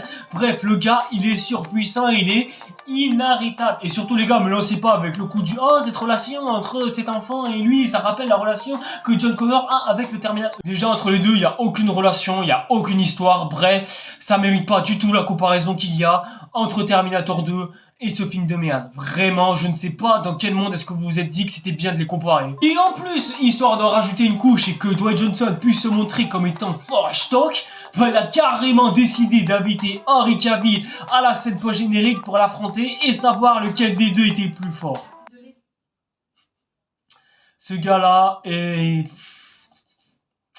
complètement fou. Je ne comprends pas ce que je dois voir en fait. Le pire c'est qu'à cette période-là, mais tout le monde s'est dit oh là là, mais ça y est, le Snyderverse va enfin reprendre. Alors qu'en fait, ça n'a relancé absolument rien du tout, David. Je sais pas du tout à quoi est-ce que tu t'attendais. D'ailleurs, le box-office de tout ça me donnera raison. Seulement 2 millions d'entrées en France, ce qui est vraiment très peu. 168 millions de dollars rien qu'aux États-Unis, ce qui est énormément peu. Et ne parlons même pas du box-office mondial, qui certes est supérieur comparé aux films qui sont sortis la Covid. Mais à la période Covid, voilà, ça justifie à peu près tout. Mais ça justifie pas d'avoir 300 millions de dollars au box-office mondial, ce qui est déjà assez supérieur depuis Aquaman 2, mais clairement en dessous des résultats qu'attendait DC Comics et Warner. Hein. En fait, ce film il est tellement anecdotique que lorsque les gens ils ont fêté ce premier anniversaire de date de sortie, ils ont plus sorti la scène post-générique de Superman que le film en lui-même. C'est vous dire à quel point ce film il est anecdotique. Franchement les gars, je vois pas ce qu'on peut faire d'autre à part l'ignorer, parler de Shazam 2. Mais bon, vu que lui, on en a déjà parlé dans cette vidéo-là, je vois pas ce que je pourrais rajouter d'autre. Hein. Le seul truc qu'on a changé de Shazam 2 comparé à son opus précédent, c'est qu'on a juste changé les scénaristes et c'est tout. On a juste aussi changé les méchants, ce qui est tout à fait logique, vu que le méchant du précédent film est décédé malheureusement. Au final, ce film n'a rien pour lui, que ce soit scénaristiquement parlant, réalisatoirement parlant, même musicalement parlant, franchement, il n'y a rien de transcendant. Hein. Et puis surtout, la fin est tellement nulle. Genre, il y a Shazam qui meurt, mais qui est ensuite rené grâce au pouvoir Wonder Woman. Ouais, super, bravo, merci, félicitations, super. Déjà, qu'est-ce que Wonder Woman fout dans ce film de merde? En plus, avec la musique de Hans Zimmer derrière. Déjà, je sais même pas ce qui s'est passé par la tête de Warner. D'où est-ce que ces gars se sont dit que... Non, mais lourd, Shazam, c'était pas banger un peu? Venez, on leur sert une suite. Et pour vous prouver à quel point tout le monde s'en fout, 57 millions de dollars au box-office américain, à peine 400 000 entrées, ouais, juste rien qu'en France. Et le box-office mondial, j'en parle même pas, 133 millions de dollars.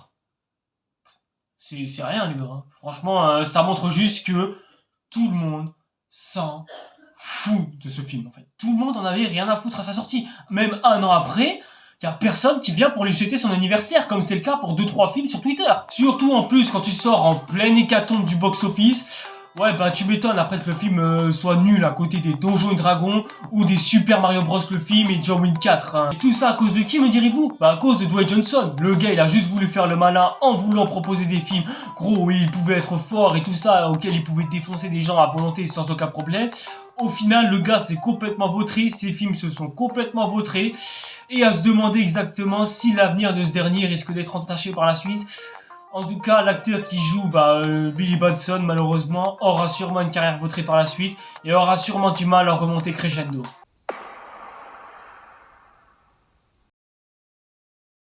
Et c'est à partir de ce moment-là où on peut enfin déclencher le début de la fin de cet univers cinématographique. Franchement, les gars, je commence par quoi avec ce film? Les gars, y a tout qui a été dit. Alhamdoulilah. Bon, déjà, tout était mal parti avec ce film, que ce soit dès la pré-production, la post-production, la production même, dans son ensemble, y a rien qui va, les gars. Dans la production de ce film, absolument rien ne va. Si vous voulez avoir plus de détails, allez voir la meilleure appréciation de toute ma chaîne. C'est un divertissement et ça vous fera sûrement plaisir. On va juste s'attarder sur Ezra Miller qui a commis des crimes en masse. Genre par exemple, le crime d'agression sexuelle, notamment tentative d'agression sexuelle sur pas mal de mineurs. Attaque d'Hawaï évidemment, et sans compter aussi les autres préjudices et je ne sais quel autre crime atroce commis encore, jusqu'à littéralement se prendre pour Jésus-Christ lui-même. Le tout en volant une petite bouteille d'alcool de mes deux, en agressant en plus de ça une actrice en plein plateau des Animaux Fantastiques 3, les secrets de Dumbledore, et sûrement le crime le plus grave, à sniffer de la marijuana avec un bébé dans les bras. Que dire de plus ? Franchement, j'aurais pu dire qu'un seul de ces crimes aurait largement suffi à le faire immédiatement jarter du film, voire même de Hollywood instantanément. Mais au vu de tout ce qu'il a fait subir aux personnes autour de lui et de tous les crimes qu'il a commis autour de lui, obligé que Ezra Miller saute immédiatement du film et soit remplacé par un autre acteur. C'était la solution à faire, ou alors juste annuler The Flash, tout simplement. Genre, je vous ai dit, vous avez bien annulé Batgirl, pourquoi ne pas annuler The Flash directement? Hein, David, pourquoi tu le fais pas, ça? Franchement, les gars, dans ce film, y a rien qui va. Et quand je dis rien, ouais, non, c'est rien. Genre, t'as beau dire que l'acteur principal est un criminel, ça n'excuse pas du tout la qualité du film. Que ce soit les effets spéciaux taqués moches, les acteurs mal exploités, l'histoire qui est bancale au possible, c'est effarant. Surtout au vu de... des bébés. Genre ça, j'ai pas fait exprès pour que ça arrive à mon esprit. Mais vraiment, qu'est-ce que c'est que ces bébés? Qu'est-ce que c'est que ça? C'est juste... moche. Dans ma tête, je m'étais même carrément dit que... c'était peut-être les futurs films de DC Comics et ce qu'ils allaient donner à l'avenir. C'était peut-être, la naissance de ces futurs bébés... de ces futurs films de l'univers DC. Et ça allait être dur, hein. Ouais, mais ils sont horribles. Ouais, je sais que c'est horrible, surtout la scène du bébé dans le micro-ondes. Ouais, franchement, je m'y fais pas de ces effets spéciaux là. Je veux dire, horrible dans le sens où j'ai peur que mon bébé ressemble à ça. Non, moi j'ai pas envie qu'il ressemble à ça. Ah non, voilà, non. T'as Michael Keaton dans le film parce que quitte à jouer dans la nostalgie, bah pourquoi pas, hein, à ce stade au point où on en est. Et vas-y que ça part dans tous les sens à cause d'un pot de sauce tomate déplacé parce que... et au point où on en est, on va même jusqu'à la recette de spaghetti, mais jusqu'où est-ce que ça va? Jusqu'où est-ce que ça va? Mais là où ce film est allé beaucoup trop loin à mon sens, bah c'est son climax. Parce que il y a une scène de fin où on nous fait dire que, au final, sauver trop de gens, bah en fait, bah ça mène à trop de catastrophes. Alors, un film de super-héros, vous savez, les enfants, un film de super-héros, c'est des films qui sont censés montrer l'exemple. Et les exemples que nous ont montrés les super-héros au travers des âges, c'est qu'ils sauvent absolument n'importe quel citoyen. Et ce film-là vient conceptuellement de dire que sauver des gens, bah c'est mal. Enfin, c'est quasiment ce qu'il essaie de dire. De toute façon, les gars, je pourrais en parler pendant des heures, tellement il n'y a rien qui va. Il n'y a absolument rien à sauver. De toute façon, au vu de ce que tous les gens ont dû dire à ce sujet, je pense que là, à ce stade, il y a plus trop grand chose à rajouter, pour pas dire plus rien du tout. The Flash est une catastrophe industrielle, et croyez-moi que dans les années à venir, on risque encore de s'en souvenir. Rien que le box-office américain arrive à peine à 108 millions de dollars pour vous dire la catastrophe. En France, il cumule à peine 800 000 entrées, ce qui est vraiment pas terrible. Mais le pire, ça reste quand même le box-office mondial. 270 millions de dollars quand même, hein. Il faut le faire, hein. C'est... ouais, bah je crois que c'est l'un des pires flops de cette année. Et je dirais même que de tout le DC Universe, c'est déjà un flop cruel. Mais en termes cinématographiques, c'est surtout l'un des pires flops de l'histoire du cinéma, carrément. Le film devait rapporter, attention, tenez-vous bien, près de 1 milliard de dollars au box-office mondial. Parce que si c'était pas le cas, le film serait considéré comme un échec. Sachant que comme le film a coûté 300 millions de dollars, ce qui le classe facilement parmi les films les plus chers de tous les temps, ouais, bah tu m'étonnes que le film fasse partie des plus gros flops de l'histoire. Et franchement, si tu comptabilises à ça les 200 millions de dollars de pertes du film, ouais, t'obtiens vraiment un sacré flop. Et au final, on retiendra The Flash dans l'histoire, certes, mais pour être l'un des pires flops de toute l'histoire du cinéma. Et au final, au vu de ce qu'a rapporté le film et au vu de tout ce qu'on a pu dire à ce sujet, franchement, c'est pas plus mal que ça non plus.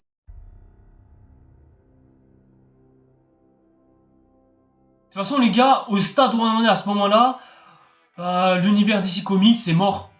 Voilà, faut s'avouer 2 secondes. DC Comics n'a plus aucune raison d'exister et n'a plus aucune raison d'être. Je n'ai malheureusement pour le coup pas les entrées en France de Blue Beetles, mais en tout cas, j'ai le reste du box-office, notamment le box-office états-unien qui ne rapporte que 72 millions de dollars au box-office états-unien, ce qui est le pire flop états-unien à ce jour de l'univers extended DC. Et au monde, n'en parlons pas, 129 millions de dollars, c'est clairement le box-office le plus bas de tout le DC Extended Universe, ce qui fait de ce film-là un énorme échec. Vraiment, c'est un échec sur tous les points, tellement c'est monumental et tellement tout le monde en avait strictement rien à foutre. Et pour finir, en ce qui concerne Aquaman and the Lost Kingdom, malheureusement, on n'a pas encore les chiffres exacts pour savoir si ces films-là sont des succès ou pas. Aux dernières nouvelles, je crois qu'au box-office américain, il a remporté 173 millions de dollars, ce qui, franchement, est confortable d'un côté. Mais bon, après, mondialement parlant, il s'en sort qu'avec 255 millions de dollars. Ce qui est, pour ainsi dire, pas ouf. Et bon, en même temps, faut dire, ce film-là, déjà, il a déçu, vraiment, il a déçu pas mal de gens quand même, parce que bon, voilà, Aquaman 1 était sorti, et il avait déjà rapporté beaucoup plus en termes de qualité. Là, ce film... ouais, ça fait sentir en fait que c'est la fin du DC Universe et qu'à part ça, il n'y a plus rien d'autre à proposer. Parce qu'au final, qu'est-ce qu'il y a à retenir de tout ça finalement? C'est simple, on a retenu le simple fait que Warner ne savent pas du tout diriger un univers cinématographique, qu'ils en ont énormément de mal, et au point qu'ils s'en sont cassés les dents à répéter les mêmes erreurs encore et encore et encore. Cet univers cinématographique avait tellement de potentiel, mais tellement de potentiel de pouvoir dépasser Marvel et compagnie. Mais au final, ils se sont vautrés erreur sur erreur et n'ont pas su faire les bons choix au bon moment. Et au final, ça nous a donné ça. Au final, malgré tout ça, Henry Cavill ne veut même plus revenir. Ben Affleck, il a fait le tour, ça y est, il ne veut même plus revenir lui non plus. Ezra Miller, bon, on n'en parle même pas. Ray Fisher s'est fait virer par la Warner juste pour avoir parlé, mais il travaille au moins avec Zack Snyder et ça, c'est le plus important. Et Gal Gadot et Jason Momoa prennent un peu le seum que eux aussi ne pourront plus reprendre leur rôle iconique. Et même Zack Snyder, qui a décanonisé le Snyderverse lui-même, bah, il aimerait revenir lui aussi. Mais voilà, avec tout ce que ça a donné, je pense pas qu'il sera prêt de revenir. Et de toute façon, plus personne n'a envie de continuer toute cette histoire. Donc là, du coup, un nouveau départ se lance. À cette fois-ci, bah, de nouveaux directeurs chez DC Films ont décidé de prendre relais à la personne de James Gunn et Peter Safran. Ils ont tous les deux décidé de mettre en avant un tout nouvel univers cinématographique qui va remettre toutes les pendules à zéro. Malgré tout ça, bah, un film va lancer tout ce nouvel univers cinématographique et un nouveau programme a été lancé. C'est-à-dire que plusieurs films que vous voyez à l'écran vont être lancés par la suite à la suite de ce nouvel univers cinématographique qui va commencer. Et celui qui lancera tout ça, et bah ce sera Superman Legacy. Et jusqu'à maintenant, il n'y a pas à dire si ce sont des bonnes ou des mauvaises nouvelles ou pas, parce qu'on ne sait pas du tout ce que le film va donner. Alors je vous parle, le film est en plein cours de tournage, et le jour où il sortira, vous inquiétez pas, je serai le premier à y être, car il sortira normalement courant juin ou juillet 2025, ça va dépendre. Aujourd'hui, il n'y a plus qu'une seule chose à espérer. C'est que James Gunn ne répète pas du tout les mêmes erreurs que commis le DC Extended Universe. On prie pour que le DC Universe soit meilleur que ce que l'on espérait. Parce que sinon, bah, j'ai bien peur que les films de super-héros ne déclinent. Parce qu'on a remarqué ces dernières années que les films de super-héros commençaient petit à petit à lasser les gens. Et j'espère que Superman Legacy va me donner tort. J'espère que ce film-là va donner un minimum d'intérêt aux spectateurs d'aller voir ce film. Je prie énormément pour que ce film là fonctionne. J'espère qu'il reproduira pas du tout les mêmes erreurs que le DC Extended Universe, parce que en ce qui concerne le DCEU, je pense qu'il est temps de faire notre deuil une bonne fois pour toutes et de dire adieu à cet univers qui nous a fait vibrer, qui nous a fait vivre le meilleur comme pour le pire, mais qui surtout, bah, je pense qu'il ne nous manquera pas. Je pense qu'au final, bah, on peut s'estimer heureux de dire adieu à cet univers cinématographique finalement. Je l'ai fait. J'ai fini la chute du DC Extended Universe. Oui. Oh, ça fait plaisir, des applaudissements au montage. YouTube, qu'est-ce que vous attendez pour vous abonner à cette chaîne et activer la petite cloche? Je ne demanderai que ça, par pitié. Avec tout ce que je viens de baver pour en arriver là, franchement, je le mérite amplement, s'il vous plaît. Merci en tout cas de m'avoir suivi jusqu'au bout, si vous avez réussi à tenir jusqu'ici, parce que si c'est le cas, alors là, toutes mes félicitations, vous avez ma gratulation la plus complète. Et si vous avez aimé ma vidéo, n'hésitez pas comme d'habitude à voir toutes les autres vidéos. N'hésitez pas comme d'habitude à me suivre sur les réseaux sociaux. Je suis éteint les gars, je suis désolé, je suis éteint. Mais bon, voilà, c'est comme ça, on n'y peut rien. De toute façon, voilà, c'est bon. Là, je vais dormir, ça va me faire du bien. En tout cas, je vous laisse. C'était Red Satire. Allez, arrête avec me bro, tout prêt. Je sais même plus ce que je dois dire, je sais même plus.